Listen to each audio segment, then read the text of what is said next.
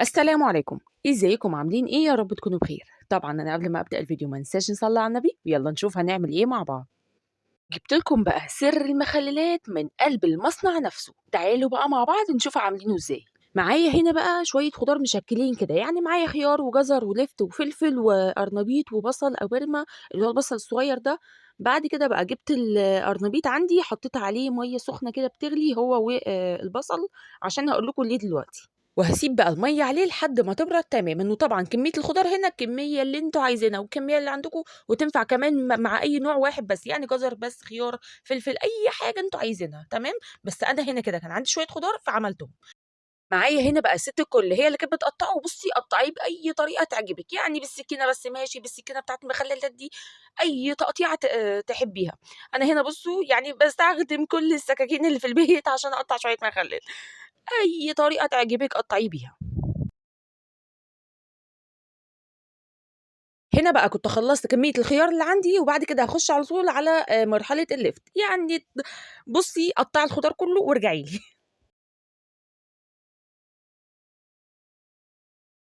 هنا بقى بعد ما خلّصت الخيار كده هاخش على طول على مرحلة اللفت، وبعد كده بقى بُصّوا لازم أقطّعه كلّه حجم واحد عشان يبقى السِوَى بتاع المخلل ما يبقاش مثلًا لا واحدة كبيرة لسه ما تستويش، ولو واحدة صغيرة تلاقيها استوت معاكِ أو مهرية، أنا مش عايزة يبقى يعني واحدة وواحدة، لأ أنا عايزة السِوَى بتاعه كلّه واحد. ف هتقطّعي الكمية كلّها قد بعض. وبعد كده وبعد كده ابتديت هنا إن أنا أقطّع الفلفل على طول أهو، برضه أقطّعه slice كده زي ما أنتم عايزين. هنا بقى كنت كانت المَيّة بردت على البصل، صفيتها يعني شطفت البصل بس شطفة سريعة كده، وهابدأ بقى إن أنا أقطّعه sorry هابدأ بقى إن أنا أقشّره تقشيرة برضه سريعة كده. بُصّوا، ما شاء الله الكمية هنا كبيرة جدًا. هابدأ بقى أحُط الخضار كلّه على بعضه في نفس الصينية أو في نفس أي حاجة كبيرة غويطة كده هاحُط فيها، وهابدأ بقى أعمل mix كلّه مع بعضه، مع بعضه لحد ما كلّه يبقى متجانس مع بعض. بالنسبة بقى للمَيّة بتاعة التخليل، الحلة جنبي أهي، أنا هاغلي المَيّة أخلّيها تغلي خالص كده وتفور، وبعد كده أطفي عليها وأخلّي المَيّة تبرد تمامًا، يعني بُصّوا مش هاخلّي المَيّة سخنة خالص عشان لو المَيّة سخنة معاكِ هتخلّيه يبوظ منِّك ومش هيضبط معاكِ. فأنا المَيّة هنا كانت بتغلي وبعد كده خلّيتها تبرد تمامًا.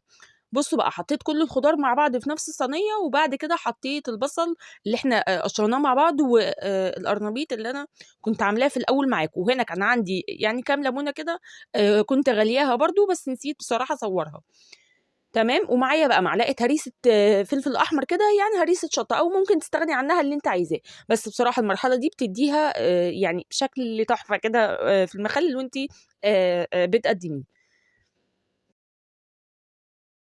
أنا هنا نقلت الخضار بصراحة بتاعي في طبق تاني، يعني غويط شوية عشان أعرف أقلّبه، وبعد كده هابدأ بقى إن أنا أقلّب الخضار كلّه مع بعض.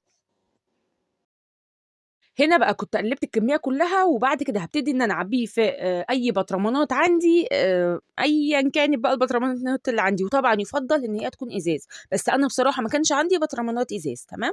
بعد كده بقى عملت إيه، معايا هنا بقى لتر مَيّة من اللي هي المَيّة اللي كانت مغلية وبردت. طب معايا إيه ده بقى، هاحط هنا عصير بنجر، يعني البنجر حطيته في الخلاط كده واديته ضربة محترمة وبعد كده صفيته، ومعايا هنا بقى 3 معالق ملح ومعلقة كده سكر، وبعد كده هابتدي إن أنا أحط المَيّة. بس بُصّوا هنا الصدمة بقى، لقيت البطرمان مشروخ، طب أعمل إيه؟ م ما فيش مشكلة خالص ولا أي حاجة. طب جِبت جردل صغير كده كان عندي، حطيت في قلبه كيسة تكون نضيفة، وبعد كده هابتدي بقى إن أنا أفضّي المخلل اللي كان في البطرمان، حطيته في قلب الجردل وبُصّوا هافضّي بقى الهوا كويس جدًا، جدًا، جدًا من الكيس عشان المرحلة دي مهمة جدًا. هافضل بقى أعصُر في الكيس كده لحد ما أفضّي منه أي نقطة هوا، وبعد كده هاقفل الجردل بقى وإيه أركنه على جنب. وهنا وده البطرمان التاني اللي كان عندي، اللي إحنا كنا معبيينه برضه، ده كان زيادة بصراحة، فبرضه عبيته، تمام. وده بقى البطرمان التالت معايا. وهنا كده بعد ما سِبت الكل خلّصت ما شاء الله كل الكمية اللي عندي، صدقيني لو عملتيه بالطريقة دي مش هتشتريه من برّه تاني. طيب هيقعد بقى معايا وقت قد إيه لحد ما يستوي؟ أنا هنا قعد المخلل قعد معايا بالضبط 6 أيام، يعني معاك من 5 أيام لحد 7 أيام. آآ لحد لمّا يستوي ويبقى مضبوط، تمام. أنا هنا قعد عندي بالضبط 6 أيام لحد ما اتخلِّل تمامًا وبقى مضبوط أوي. ما شاء الله فضل لحد آخر واحدة صدقوني مقرمش وما شاء الله ما لوش حل، ولو عملتيه بالطريقة دي مش هتبطّلي تعمليه بعد كده ومش هتشتريه من برّه أصلًا، جرّبيه وعلى ضمانتي. ولحد هنا كده يكون الفيديو بتاعنا خلص، ما ننساش بقى اللايك الجميل والاشتراك الأجمل عشان يوصل لك كل جديد من بيت العز الكبير، والسلام عليكم ورحمة الله.